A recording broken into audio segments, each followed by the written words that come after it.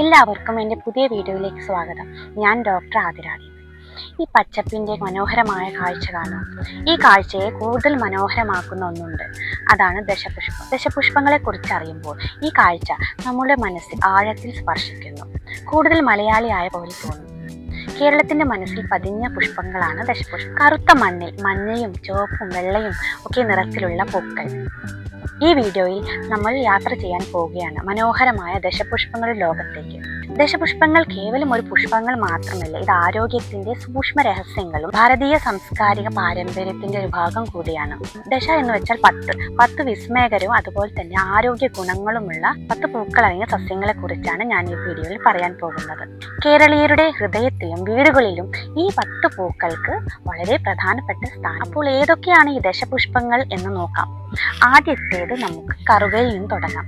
ഏറ്റവും ലളിതവും എന്നാൽ ശക്തവുമായിട്ടുള്ള കറുക വിശുദ്ധിയുടെയും പ്രതിരോധ ശേഷിയുടെയും പ്രതീകമാണ്. ശരീരത്തെ തണുപ്പിക്കുന്ന ഗുണങ്ങളുള്ളതാണ് കറുക. ഇത് ചർമ്മരോഗങ്ങൾക്ക്, രക്തസ്രാവം, വിഷാംശം ഇല്ലാതാക്കുന്നതിനൊക്കെ ഉപയോഗിക്കുന്നു. ഗുണങ്ങളൊക്കെ ഉള്ളതാണ് കറുക. വിഘ്നവിനാശകനായ ഗണപതിക്ക് കറുകപ്പുല്ല് വളരെ പ്രിയപ്പെട്ടതാണെന്ന് ഐതിഹ്യങ്ങൾ പറയുന്നു. ഗണപതിക്ക് കറുകപ്പുല്ല് സമർപ്പിക്കുന്നത് വിജയം കൈവരാനും അതുപോലെ ആഗ്രഹങ്ങൾ നടക്കുവാനൊക്കെ സഹായിക്കുമെന്ന് വിശ്വസിക്കുന്നു. അടുത്ത ദശപുഷ്പം എന്ന് പറയുന്നത് വിഷ്ണുക്രാന്തിയാണ്. ഇത് അതിലോലമായ നീലപ്പൂക്കൾ നിറഞ്ഞതാണ് വിഷ്ണുക്രാന്തി. ഇതിന്റെ നീല നിറം കൊണ്ട് തന്നെയാണ് ഇതിന്റെ പേര് വിഷ്ണുവിൽ അറിയപ്പെടുന്നത്. ഈ സസ്യം വിഷ്ണുവിന്റെ ശാന്തമായ ഊർജത്തെ ഉൾക്കൊള്ളുന്നു എന്ന് വിശ്വസിക്കുന്നു. ഇത് ബ്രെയിൻ ടോണിക്കായിട്ടും കാർഡിയാക് ടോണിക്കായിട്ടും ആക്ട് ചെയ്യുന്നു. അടുത്തത് പൂവാങ്കുറുന്നില. പൂവാങ്കുറുന്നില നമുക്കറിയാം, ചെറിയ പർപ്പിൾ ഭംഗിയുള്ള ചെറിയ പൂക്കൾ നിറഞ്ഞതാണ്. പനിയൊക്കെ വരുമ്പോൾ നമ്മൾ എല്ലാവരും ഓർക്കുന്ന ഒരു ചെടിയാണ് പൂവാങ്കുറുന്നൽ. ഈ ചെടി മുഴുവനായിട്ട് നമുക്ക് ഉപയോഗിക്കാവുന്നതാണ്. കേരളത്തിൽ നാടൻ ചികിത്സയിൽ പൂവാങ്കുറുന്നലുടെ മുഴുവൻ ചെടിയും ഉപയോഗിക്കുന്നുണ്ട്. പനി, പൊള്ളലുകൾ, മുറിവുകൾ, തലവേദന എന്നിവയ്ക്കാണ് ഇത് കൂടുതലായി ഉപയോഗിക്കുന്നത്. ഇത് അരച്ച് പേസ്റ്റ് രൂപത്തിലാക്കി വേദനയുള്ള സ്ഥലത്തും അതുപോലെ വാതത്തിനും നമുക്ക് ഉപയോഗിക്കാവുന്നതാണ്. ദേവി എന്നാണ് ഇതിന് ആയുർവേദത്തിൽ പറയുന്നത്. പനി കുറയ്ക്കാനും അണുബാധ, വൃക്ക സംബന്ധമായ പ്രശ്നങ്ങൾക്കും മൂത്രാശയ പ്രശ്നങ്ങൾക്കും അതുപോലെ തന്നെ വയറിന്റെ അസുഖങ്ങൾക്കും ചർമ്മരോഗങ്ങൾക്കും കണ്ണ് രോഗങ്ങൾക്കും ഉപയോഗിക്കാവുന്നതാണ്. അടുത്ത ദശപുഷ്പമാണ് ഉഴിഞ്ഞ.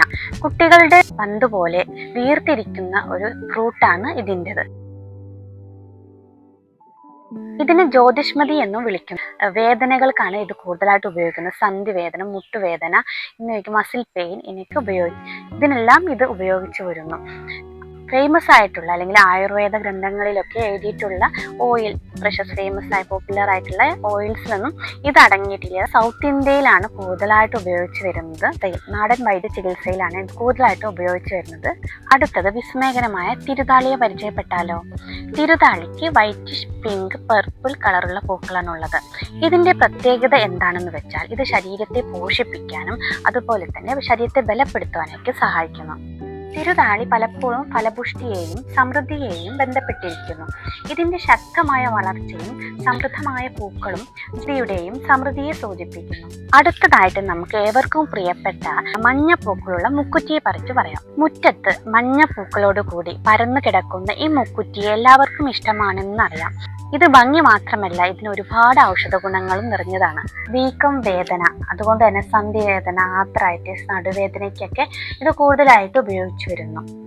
വയറിലെ പ്രശ്നങ്ങൾക്കും asthma, diabetes, urinary tract disorders, ത്വക്ക് രോഗം, സ്കിൻ ഡിസീസ് അങ്ങനെ ഒരുപാട് അസുഖങ്ങൾക്ക് ഉപയോഗിക്കുന്നതാണ്. അടുത്തത് നിലംപന. പനയുടെ രൂപത്തിൽ ചെറിയ ചെടിയാണ് നിലംപന.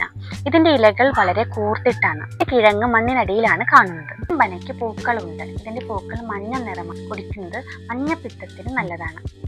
അടുത്തതായിട്ട് ദശപുഷ്പങ്ങളിൽ ചെറുളയെ പരിചയപ്പെടാം. ചെറുള പ്രശസ്തമായിരിക്കുന്നത് മൂത്രാശയ രോഗങ്ങൾക്കാണ്. മൂത്രാശയത്തിലെ കല്ലിനെ അലിയിച്ചു കളയാനുള്ള ശക്തി ഈ സസ്യത്തിനുണ്ട്.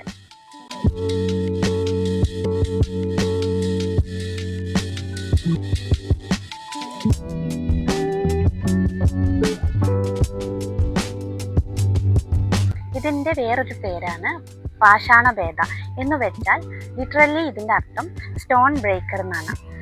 ഇത് കിഡ്നി സ്റ്റോൺസിനെ അലിയിച്ച് കളയുന്നത് കൊണ്ട് തന്നെയാണ് ഈ പേര് ഇതിന് വന്നത്. ഇതിന് സഹായമായ anti microbial, anti inflammatory property ഉണ്ടെന്നാണ് ഗവേഷകർ പറയുന്നത്. അതുപോലെ തന്നെ ഗവേഷണത്തിൽ ഇതിന് ആൻറ്റി HIV ആക്ടിവിറ്റി ഉണ്ട്. HIV പേഷ്യൻസിന് ഇത് ഉപയോഗിക്കാവുന്നതാണ്. കയ്യോന്നി, വെളുത്ത ഡെയ്സി പോലുള്ള പൂക്കൾ.